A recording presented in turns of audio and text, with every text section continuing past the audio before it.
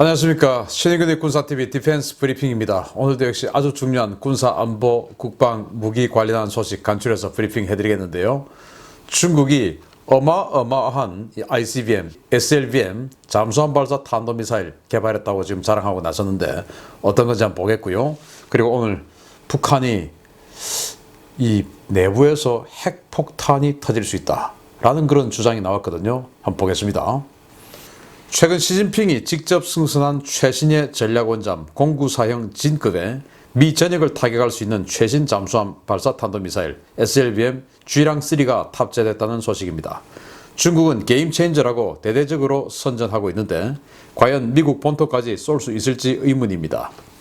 최근 시진핑이 직접 취역식을 주관한 공구사 A형 진급 잠수함 창정 18호에는 미 전역을 사정권에 둘 수 있는 최신형 SLBM인 G랑3가 탑재됐다고 사우스차이나 모닝포스트가 5월 2일 보도했습니다.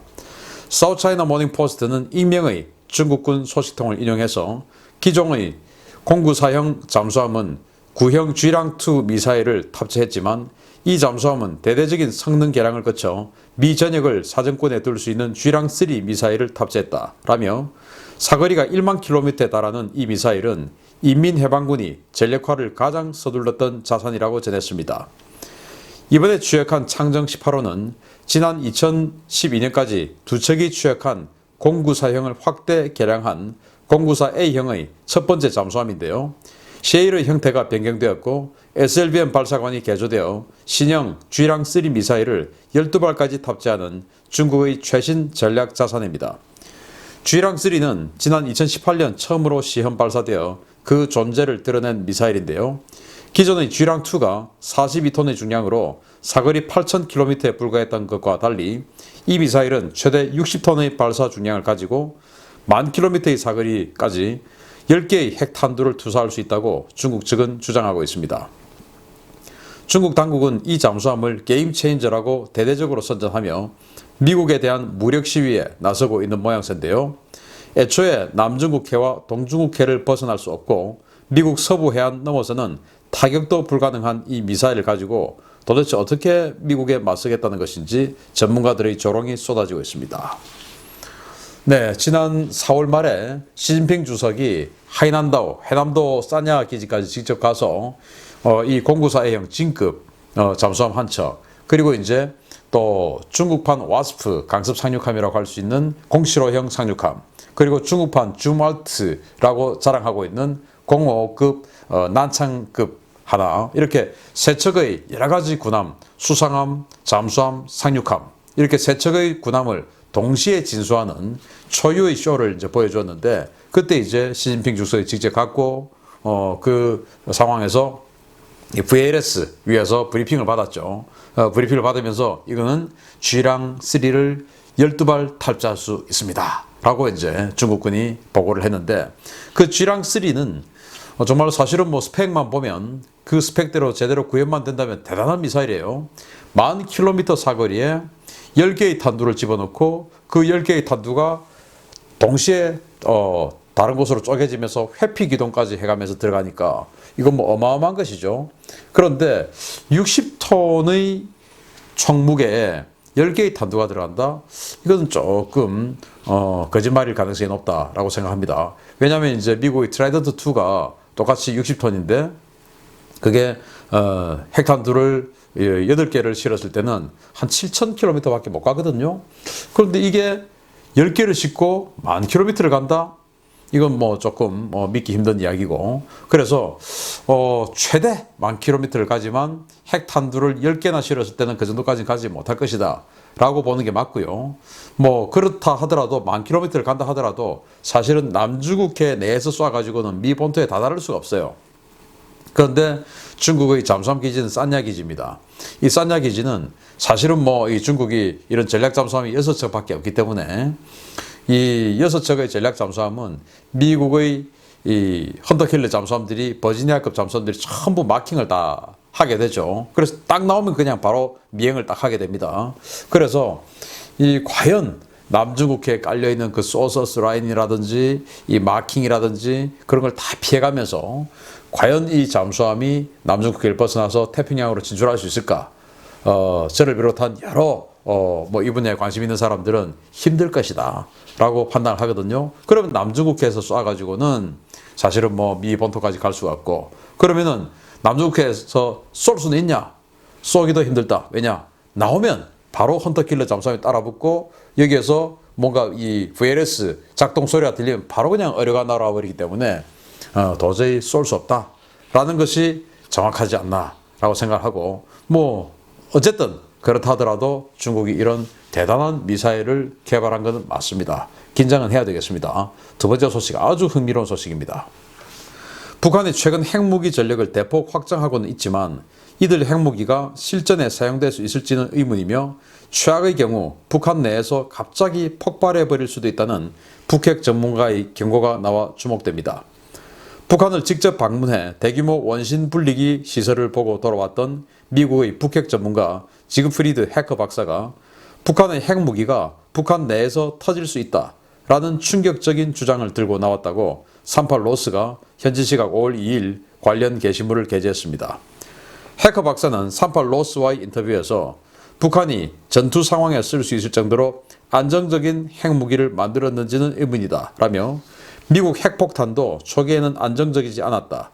전장 핵무기가 이런 안정성을 갖추려면 고도의 과학 기술이 필요하다라고 지적했습니다. 그는 북한의 주장대로 전술핵 무기를 사용하려면 현장 지휘관에게 발사 권한이 사전에 위임되어 있어야 하는데 북한에서는 그게 될지 의문이다 라며, 전술 핵무기는 북한 스스로를 위협할 수 있다. 예고 없이 폭발해버리거나 외부로 유출되어 북한 내부에 엄청난 재난 상황을 초래할 수 있기 때문이다 라고 경고했습니다.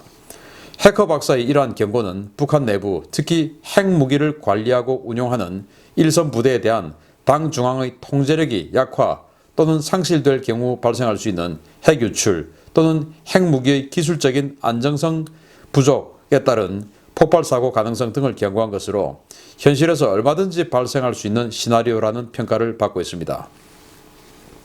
북한은 최근 전술 탄도미사일 전력 운용 부대를 전략군에서 야전 군단으로 넘기는 개편을 실시하고 일선 부대에 핵 운용이 가능한 미사일들을 배치하고 있는데요. 최근 극심한 식량난과 군에 대한 핍박으로 군심이 상당히 흔들리고 있는 만큼 해커 박사의 이러한 경고가 현실이 될 수도 있다는 우려가 나오고 있습니다. 해커 박사가 회색지대 전술을 제대로 구현하는 것 같습니다. 해커 박사는 북한의 초청으로 북한에 가서 영변 이 원심 분리기 시설을 2,000개의 원심 분리기가 돌아가고 있는 것을 실제적으로 직접 확인을 하고, 그리고 이것보다 3배에서 4배 정도 더 있다라고 말을 했던 사람이 바로 지그프리드 해커 박사예요. 그리고 이제 그 북한의 원심 분리기는 P2 원심 분리기를 바탕으로 한 그런 신형 원심 분리기다라는 이야기까지 해주었던 사람인데, 그 해커 박사가 이 핵무기가 사실은 이 과학적으로 좀 안정적이지 않다. 그걸 실험장에서는 안정적으로 쓸 수 있지만 전투 현장에서 안정적으로 쓸 수 있으려고 하는 것은 사실은 뭐 좀 불안하다라는 그런 말을 했죠. 그렇게 해서 김정은을 좀 자극합니다. 그런데 김정은이 뭐라고 했습니까? 이 전술 핵무기를 이제는 좀 더 소형화 경량화해서 대구경 조종 방사포, 초대형 방사포, 이런 방사포에도 장착하라. 그리고 이 KN-25 같은 북한판 익스칸데르, 북한판 에테킴스, 이런 단거리 전술 미사일에도 탑재를 하라. 이렇게 지시를 했지 않습니까? 핵무기 꽝꽝 생산해서 그렇게 하라 라고 했는데, 그래서 지금 이 전술무기에 탑재를 하라고 했으니까 그렇게 되면은 기존에는 이 핵무기를 전략군에만 썼는데 그걸 지금 군단급의 전술무기, 즉 대구경 조종 방사포, 초대형 방사포, 이건 전략군이 아니고 그냥 육군의 군단에 다 배치가 되거든요. 거기다가 이제 핵무기를 장착을 해줘야 되는데, 그러면 이 군단장들이 핵무기 통제권을 가지고 있어야 됩니다. 전술무기이기 때문에. 그런데 이 지금 전략군은 나름 아직은 이 보급이 좋아요. 핵무기를 다루기 때문에. 그런데 일선 군단은 보급이 좋지 않죠. 이런 상황에서 최근에 보시다시피 평양을 아우르고 있는 이 3군단 이 후방총 근무국장, 그러니까 뭐 군수참모부장 같은 그런 사람이 남한의 예능, 드라마, 이런 USB를 대량 유통하다가 걸려가지고 총살당하고 하는 이런 일을 봤을 때 이 일선 군단장들이 또는 그 군단 지휘관들이 대단히 충성스럽지는 않은 것 같다. 이런 상황에서 야, 너 지금 무슨 짓 했어? 라고 해서 바로 처벌이 나올 수 있을 그런 가능성. 그러면 바로 이제 핵무기 거꾸로 돌리고 이제 평양으로 날려버리는 거 아니냐. 지금 이제 해커 박사는 그 이야기 하는 거예요. 또는 군단이나 이런 야전에 핵무기를 갖다 놓으면 얘들이 그걸 빼돌려가지고 탄두를 빼돌려서 제3의 국가에다가 팔 수도 있다. 고가의 돈을 받고 뒷돈을 받고 팔 수 있다. 라는 그런 이야기들을 하는 것이죠. 그래서 이렇게 되면 이제 김정은 입장에서는 야, 한번 이제 생각해 보는 겁니다. 야, 지금 누구를 믿을 수 있지? 리병철이? 야, 그러면 1군 단장, 2군 단장, 3군 단장 다 이제 생각해 보는 것이죠. 그러면 이제 사실은 이 뭔가 의심이 싹 트는 그때부터 사실은 내부의 분열이 일어나는 것이거든요. 그래서 이 해커 박사라는 이런 핵물리학자가 아마 미 정부의 부탁을 받았는지 몰라도 어쨌든 북한 김정은의 심기를 굉장히 흔드는 아주 강력한 회색지대 전술 한 방을 날리지 않나. 제가 이 말을 해도 그래 이건 회색지대 전술이야 라고 폄하하기에는 너무나 그럴싸한 내용이기 때문에 어쨌든 이건 회색지대 전술이야 라고 제가 아무리 이야기해도 김정은 입장에서는 지금부터 고민에 들어갈 겁니다. 정은아 어쩔래? 큰일 났네. 그냥 포기하지. 마치겠습니다. 감사합니다.